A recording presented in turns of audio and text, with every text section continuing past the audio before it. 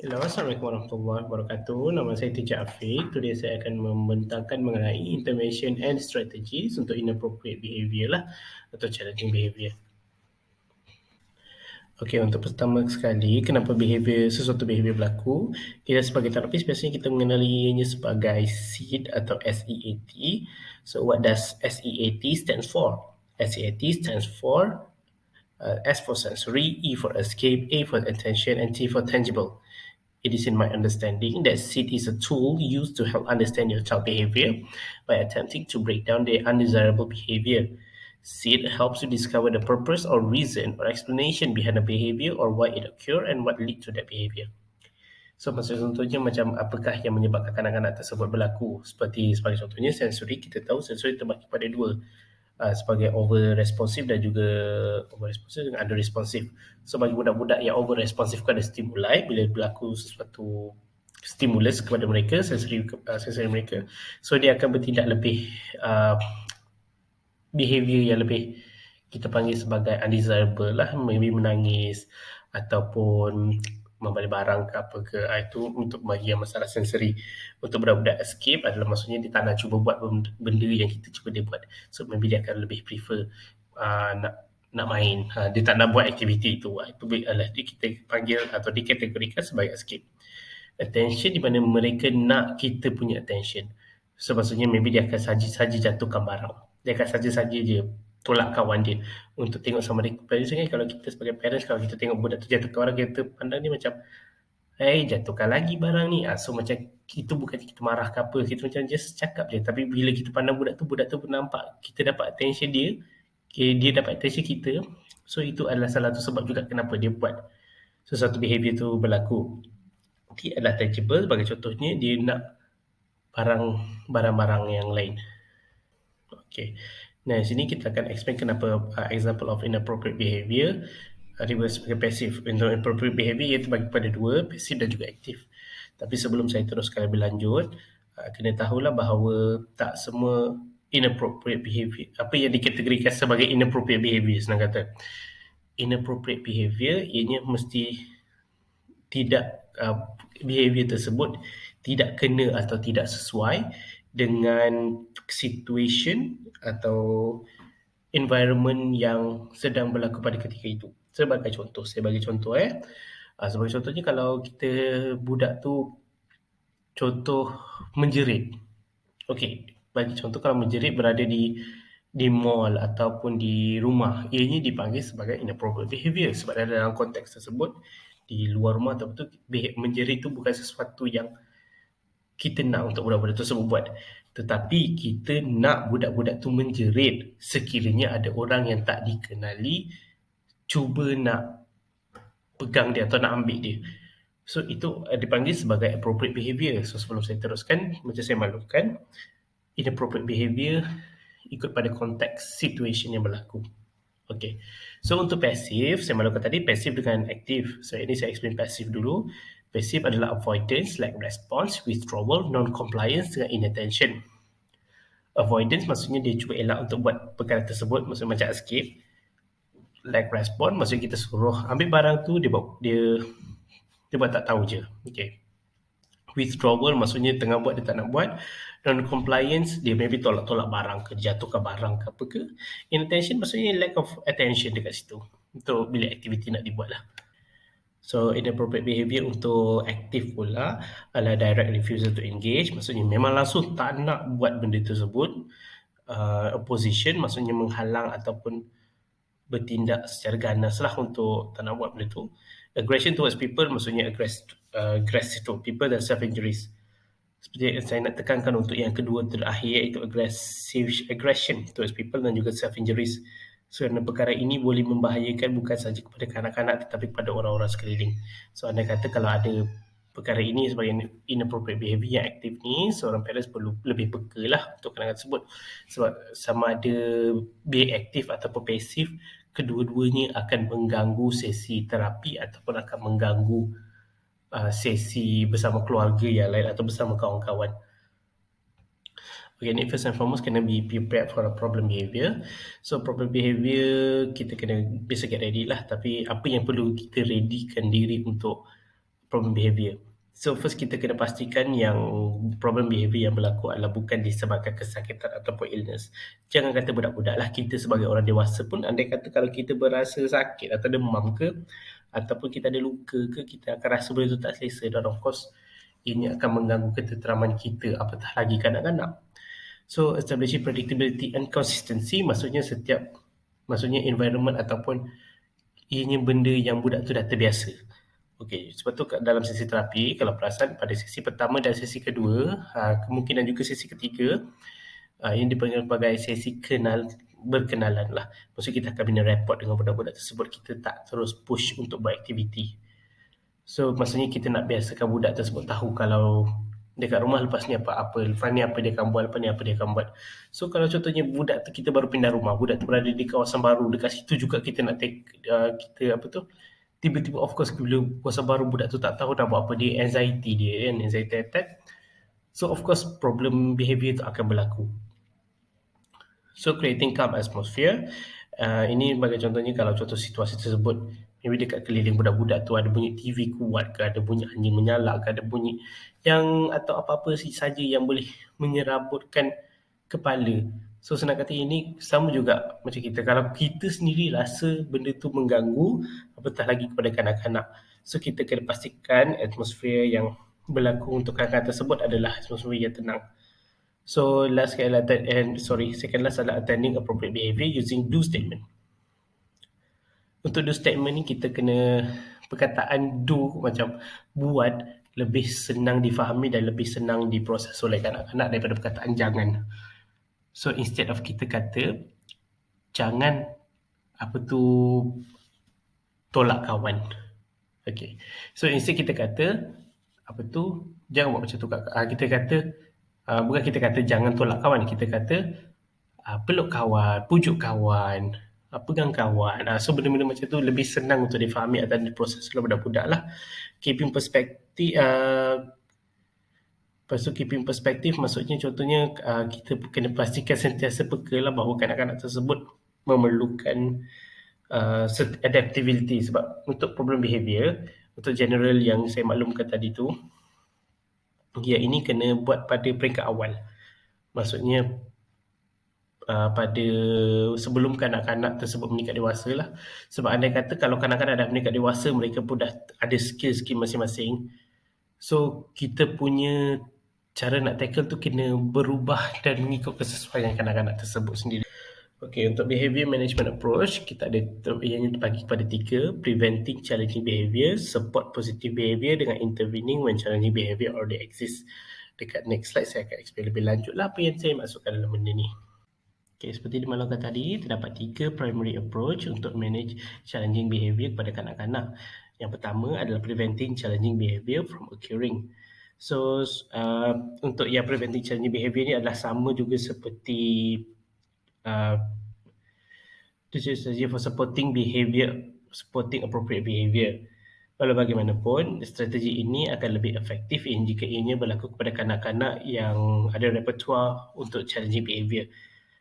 Okay, ini maksudnya goal ni adalah untuk menghalang behavior tersebut daripada bermula. Maksudnya kita dah dapat hint-hint, cuba kita nak halang tersebut daripada berterusan. Untuk yang pertama adalah minimizing aversion event. Aversion bermaksud inappropriate atau undesirable situation that occur. So maksudnya ia adalah situasi yang tidak disukai oleh kanak-kanak tersebut. Sebagai contohnya, kalau kita maklumkan budak-budak tersebut takut gelap. Okay, dia takut gelap, dia tak suka berada di kawasan gelap. So janganlah pula kita membuat suatu aktiviti tersebut berada di kawasan yang gelap. Kawasan yang kita buatlah kawasan yang terang, kawasan yang sesuai untuk kanak-kanak tu. Itu sama seperti yang saya maklumkan sebelum ni, iaitu keep a calm environment. So environment atau event tu tidak mengganggu kanak-kanak. Atau contoh lain lah, ada kanak-kanak yang sensitif kepada bunyi, maksudnya macam bunyi motor yang kuat-kuat dekat luar tu, dia macam jadi takut. So dekat situ kita boleh elakkan, maksudnya untuk situasi tersebut kanak-kanak tersebut tidak berada di kawasan di mana mereka boleh mendengar bunyi motor yang kuat-kuat macam tu. Okay, untuk sharing control adalah di mana kita memberikan kanak-kanak untuk membuat keputusan. Bukan semua keputusan yang dibuat, tapi sebagai contohnya kita boleh buat macam kita nak pakaikan baju untuk kanak-kanak, contohlah.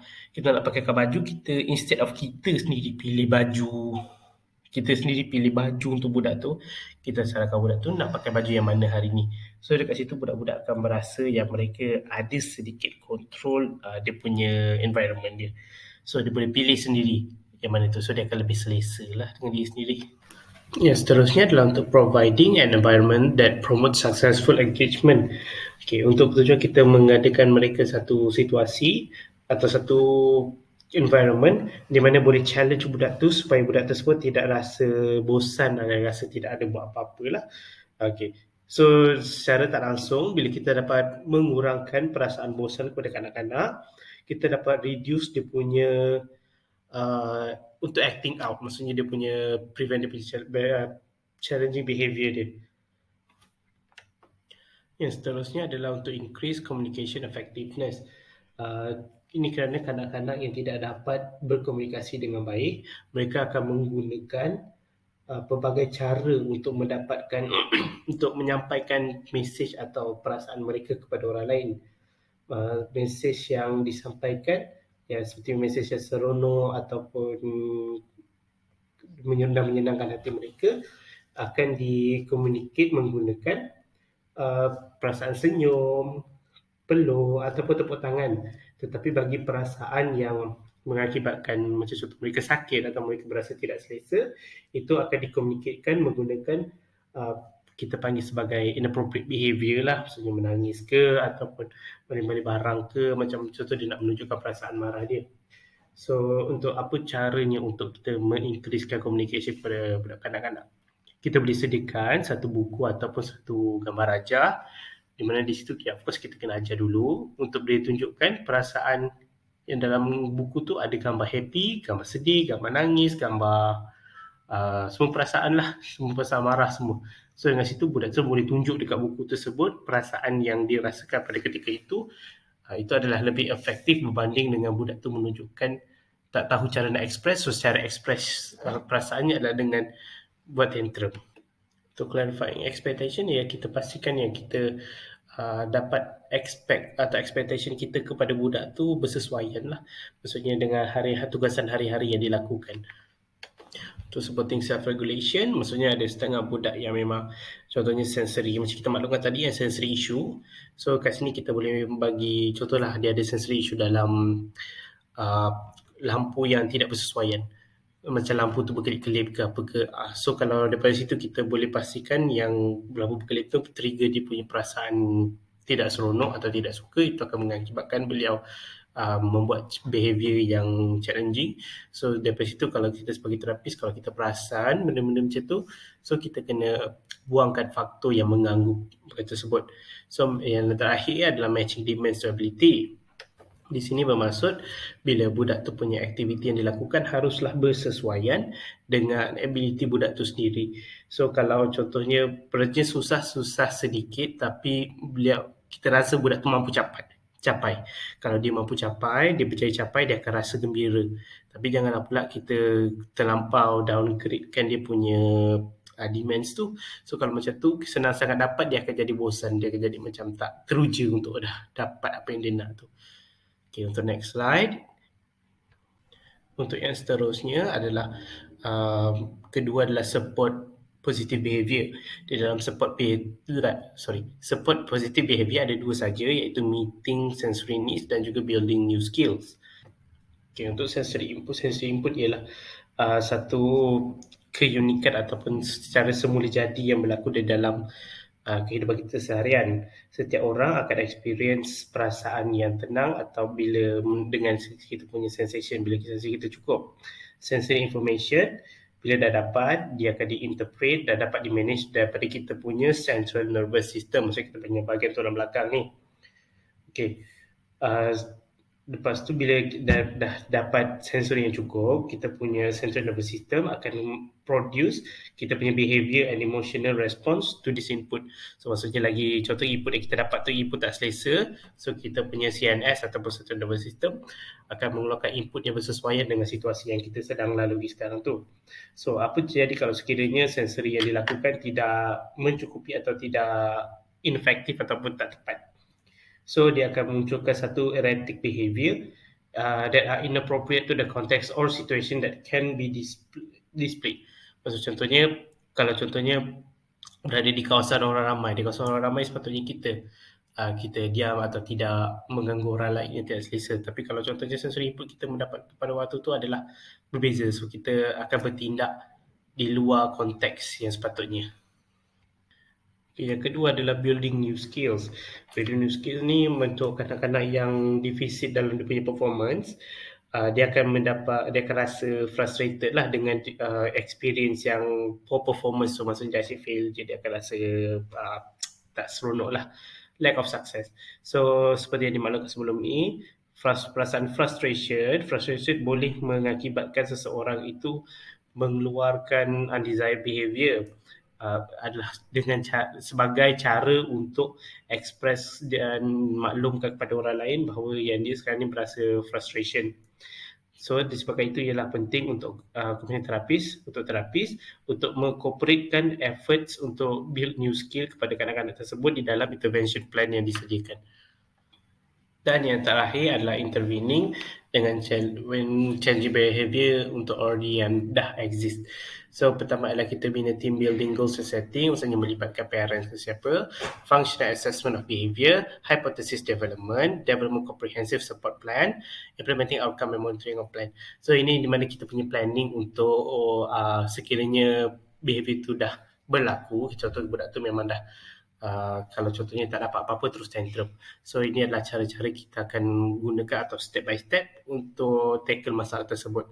First, team building and goal setting, kita tahulah siapa yang akan terlibat, sama ada terapis ke parents ke maybe abang dia ke, itu terpulang kepada kanak-kanak.